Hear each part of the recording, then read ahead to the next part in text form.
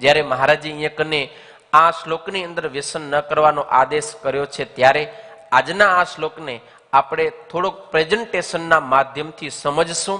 એક નાનકડું એવું પ્રેઝન્ટેશન આપણે લેતા જશું કે વ્યસન શું છે, કેવી રીતે થાય છે, એનાથી કેટલી નુકસાની થાય છે, અને આપણે વ્યસન છોડવું હોય તો આપણે કેવી રીતે કરવું જોઈએ, શું કરી શકાય વગેરે. જો તમને સ્ક્રીન ઉપર દેખાય છે વ્યસન એટલે શું, બરોબર? તો વ્યસન કોને કહેવાય? બંધાણ. વ્યસન એટલે બંધાણ. આપણને એક પ્રકારના બંધનમાં નાખી દો. હા, અત્યારે આપણે કેવા મોજથી જીવીએ છીએ. સ્વતંત્રતા જેવું બીજું કોઈ સુખ નથી. આ તમને ખબર છે?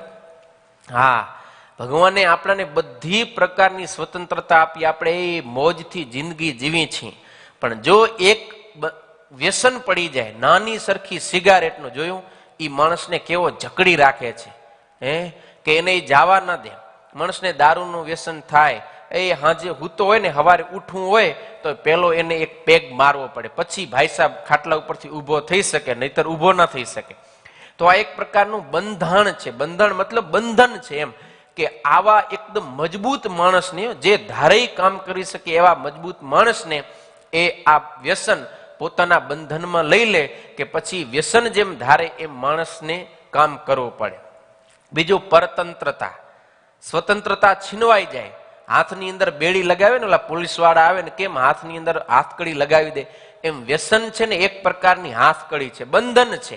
આપણા હાથમાંથી સ્વતંત્રતા બધી છૂટી જાય એટલે આપણે દુઃખમાં આવી જઈએ છીએ ને. પરતંત્રતા જેવું બીજું કોઈ દુઃખ નથી. અનેક દુઃખોમાં સૌથી મોટું ને અઘરું દુઃખ બતાવ્યું છે પરતંત્રતા. માટે આપણે માણસ છીએ, આપણે આવા ફાલતુ વ્યસનના બંધનમાં ક્યારે પણ આવવું જોઈએ નહીં, બરોબર? બીજી રીતે જોઈએ તો કબજો. દુઃખ આ વ્યસન છે. શું છે? કબજો કરી લે છે આપણા ઉપર ને આપણને અનેક પ્રકારનું દુઃખ આપે છે. એટલા માટે પુનિત મહારાજે કીધું, માણસ પહેલા ટેવ પાડે છે. શેની ટેવ પાડે? સિગારેટ પીવાની, દારૂ પીવાની અને તમાકુ ગુટકા ખાવાની. આવી માણસ અનેક પ્રકારની વિવિધ ટેવ પાડે, અને પછી એ જ ટેવ માણસને પાડે. ક્યાંક અને પથારીમાં, ખાટલામાં, ખાડામાં, એમ એ દારૂ પીતા હોય, ગુટકા તમાકુ ખાતા હોય, પછી આવી હાલત થાય. દેખાય ને સ્ક્રીન ઉપર? આ શું કહેવાય? માણસની જે ટેવ હતી એ ટેવે જ માણસને પાડી દીધો. પથારી વશ ન ખાઈ શકે, ન બોલી શકે, ન કે ફરવા જઈ શકે, ન દુનિયા જોઈ શકે, ન સાંભળી શકે, ન પરિવાર સાથે જીવી શકે. એકદમ બરબાદી. એટલા માટે પેલા માણસ ટેવ પાડે, પછી એ જ ટેવ ઈ માણસને પાડે.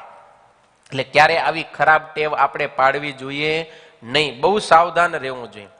જો સામાન્ય રીતે જે તમાકુ કહેવાય ને, બે પ્રકારે ઉપયોગમાં લેવાતો હોય. વ્યસન આમ ઘણા છે, એમાં પણ તમાકુનો બે પ્રકારે ઉપયોગ થાય. એક ધુમાડાના રૂપમાં, એટલે કે સ્મોકિંગ.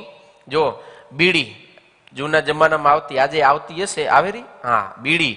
પછી આધુનિક રીતે જોઈએ તો સિગારેટ આવે. પછી ઘણા માણસો ચલમ, હા, અને હોકો. આ ચાર રીતે માણસો ધુમાડો કરીને, એટલે કે સ્મોકિંગ કરી અને તમાકાનું વ્યસન કરે, બરોબર?